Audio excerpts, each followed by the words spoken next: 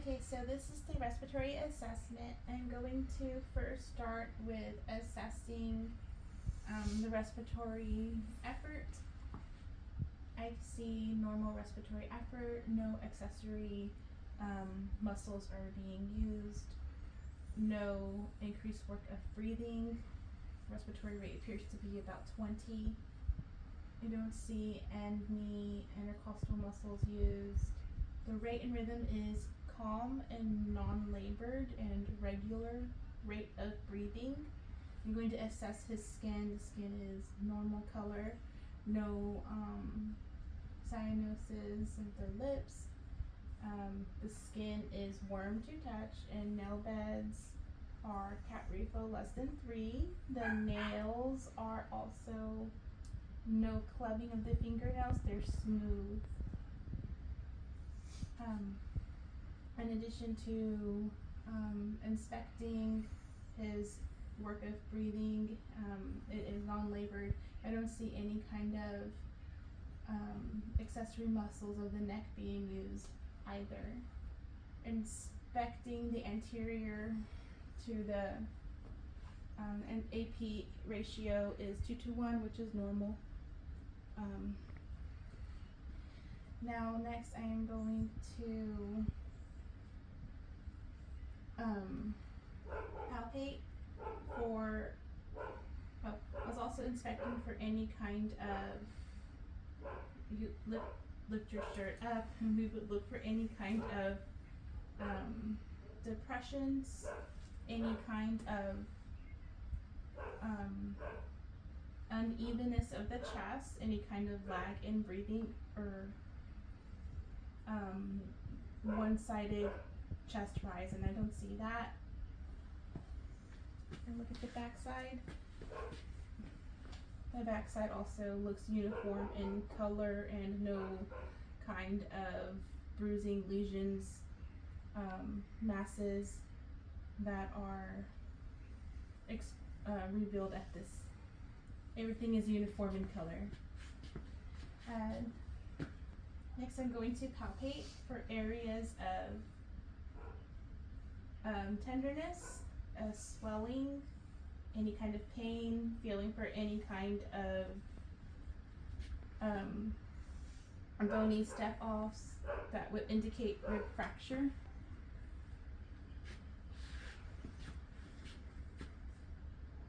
Oh, let me just stick to the front. So I would palpate, and I don't feel anything that is tender, anything, or anything that would indicate crepitus or rib fractures.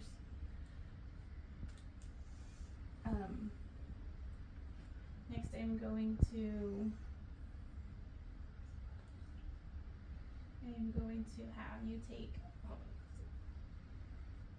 take a big deep breath, and take a big deep breath. And we're gonna watch the chest expansion. Do it one more time. Okay. Of that. Now I'm going to check for fremitus. Say 99. 99, 99, 99. And feeling for 99. Feeling for vibration that is more noted up on the top and above the diaphragm, below the diaphragm. It kind of weakens on the vibrations.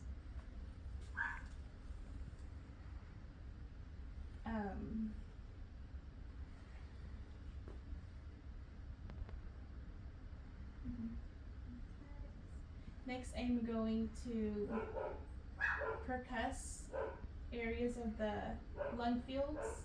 There are 7. So I'm looking for resonance.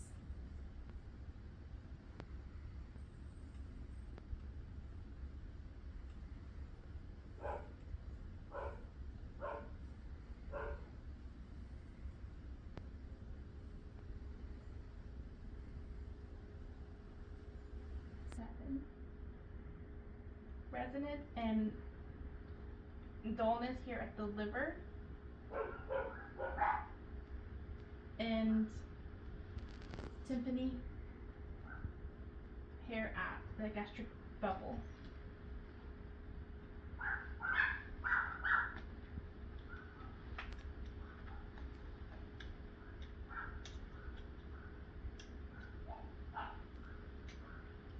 going to listen to his lung fields. Go ahead and take a big deep breath in and out. Or cough to clear out your airway, just like cough. I'm going to listen to your lung fields. Ready?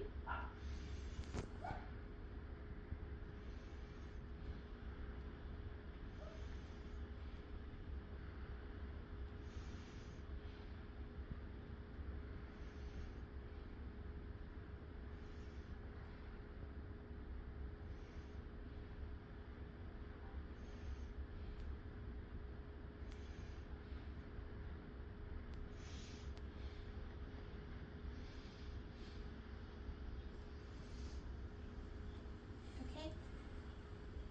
So I hear clear lung sounds. I can hear the bronchial breath sounds during inspiration and expiration here in the sternum. Now I'm going to look at the back side of your chest. So here, I inspected earlier, and next I'm going to palpate for areas of tenderness, masses, and any kind of bony step-offs that indicate a rib fracture. I don't feel anything abnormal. Next, I'm going to test his chest expansion, placing my fingers here near the 10th rib. If you can take a big deep breath.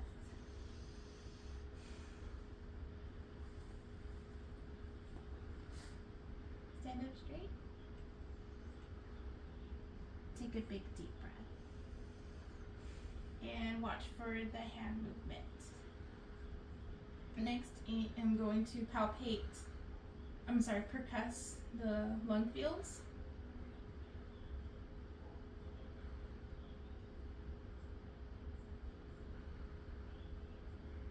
Staying away from the scapula.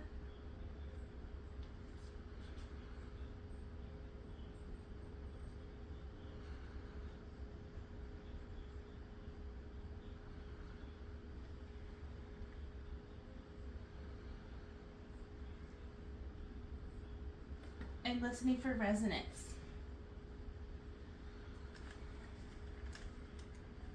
I'm going to feel for fremitus, and when I place my hands, just say 99. 99, 99, 99, 99, 99. And I can feel the vibrations all throughout. Next, I'm going to test for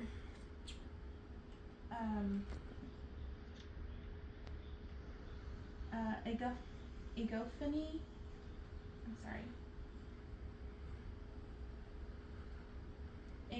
Egophony. I want you to say 99 as I listen to your lung fields. 99.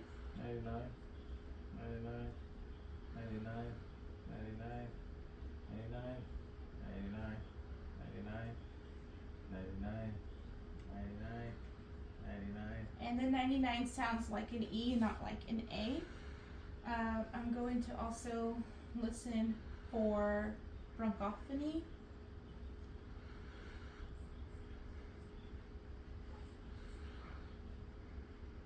Say 99. 99, 99, 99, 99, 99, 99, 99, 99, 99, 99. And I can hear that with the bell of the stethoscope. It's clear throughout.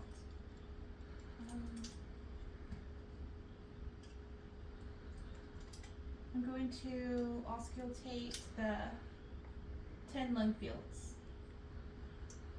Left, right, right upper lobe. Go ahead and breathe in and out.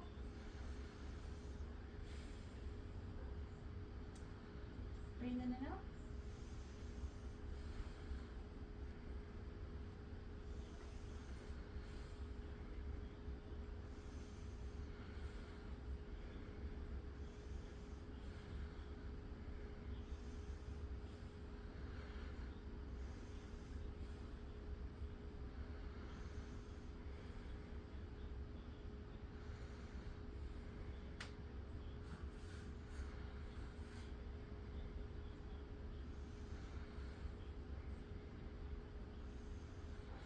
And there are clear lung sounds throughout.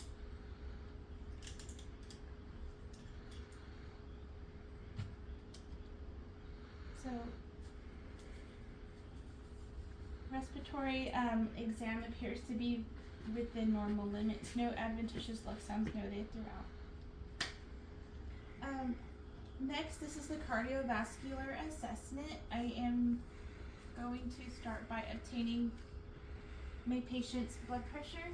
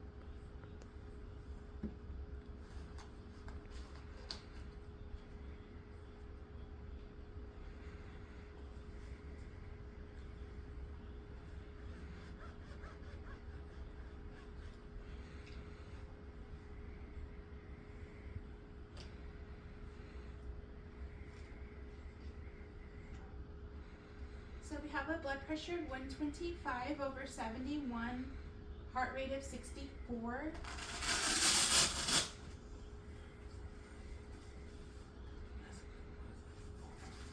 That's good.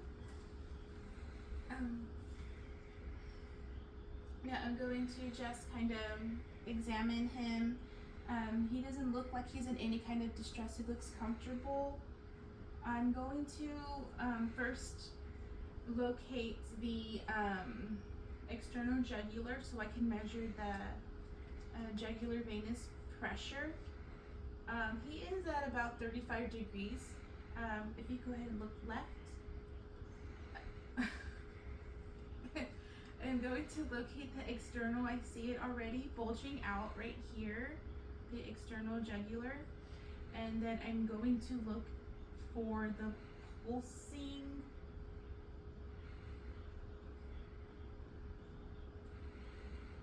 of the internal. I'm going to get a measurement. I'm feeling for the sternum to place my measure ruler. I'm going to measure at the level of the meniscus where I see the pulse. And it looks like he is at a 1 centimeter measurement here at approximately 35 degrees. While he's in this position, I'm going to also palpate the carotid, which is right here.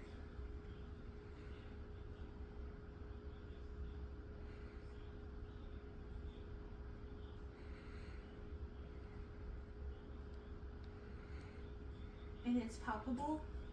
Now look this way, to the side. I'm going to palpate the opposite side.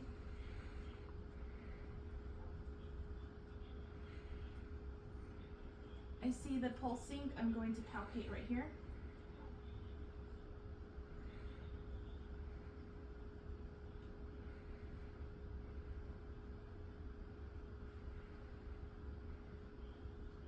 And I don't feel any thrills on either side. Go ahead and look back that way. Now I'm going to auscultate for any bruise of the carotid artery.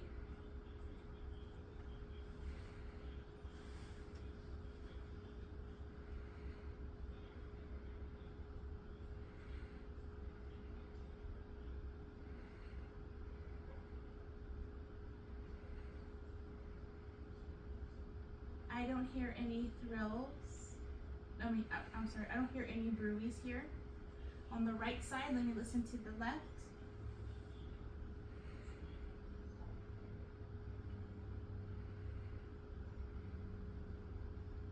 And there are no bruise noted. Next, I'm going to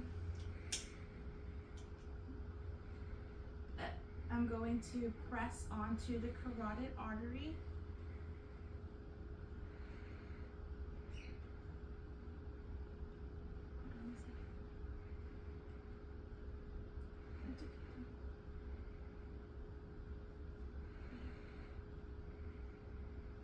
I'm going to press to palpate the pulse. The pulse is strong, bounding, and regular. I'm going to press a bit more in, and the pulse is now much stronger. And now I'm going to release slowly, and I can feel a brisk return of blood flow upstroke in this right carotid. Now I'm going to do the same for the left.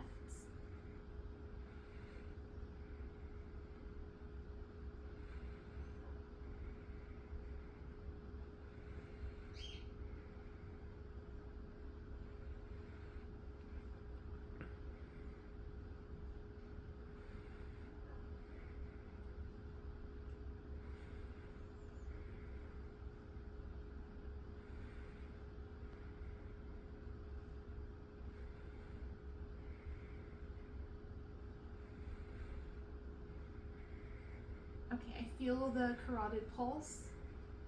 I'm going to press in. And the pulse is stronger, and slowly release to feel brisk upstroke of the flow of blood.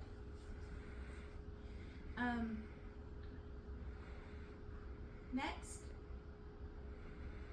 we are going to listen to his heart tones. I'm gonna lift your shirt up.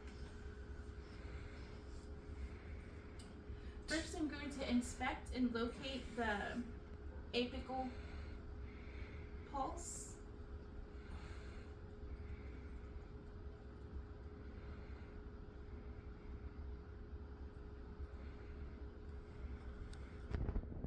The pulse of maximal impulse is right here at the apex of the heart.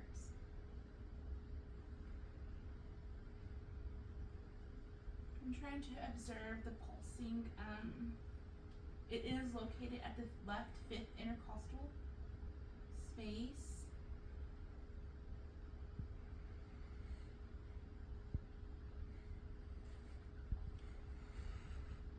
I'm going to feel with my fingers for the pulse.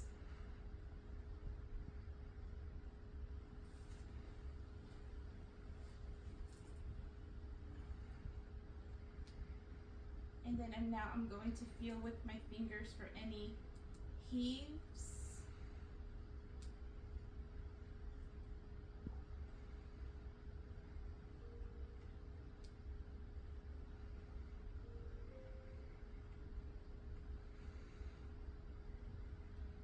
And I'm going to feel for any thrills.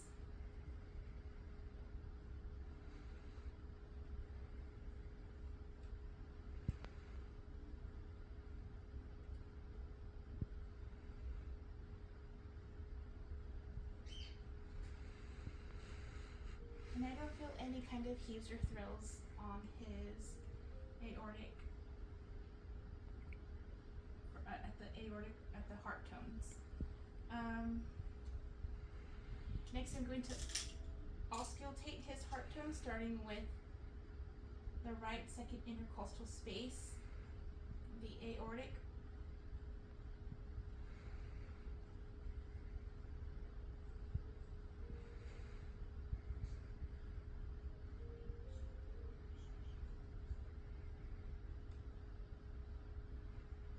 S2 is noted here.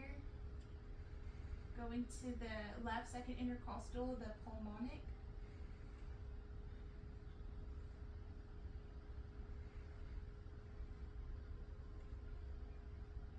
S2 is noted. I'm going to the third intercostal space, Herb's point. Heart tones are noted.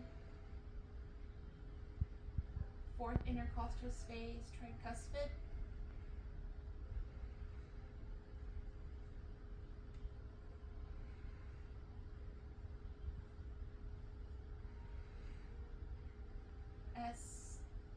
S1 is stronger.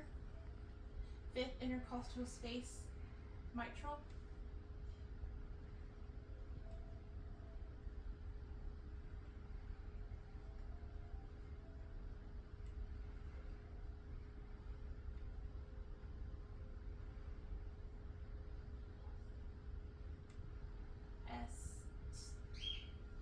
S1 is stronger.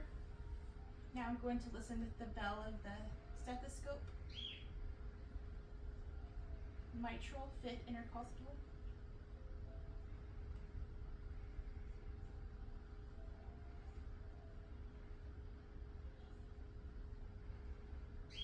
S1 is stronger. Fourth intercostal space. Tricuspid.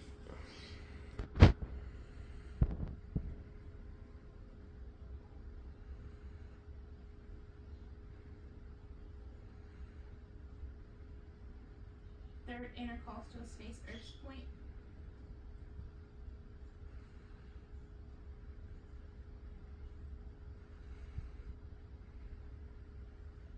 And moving up to second intercostal space, pulmonic.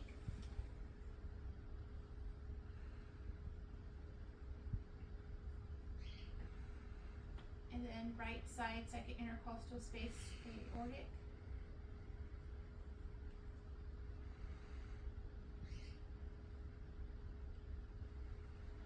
And I don't hear any additional S3 or S4 sounds. I don't hear any murmurs. And all heart tones are strong and regular. Okay.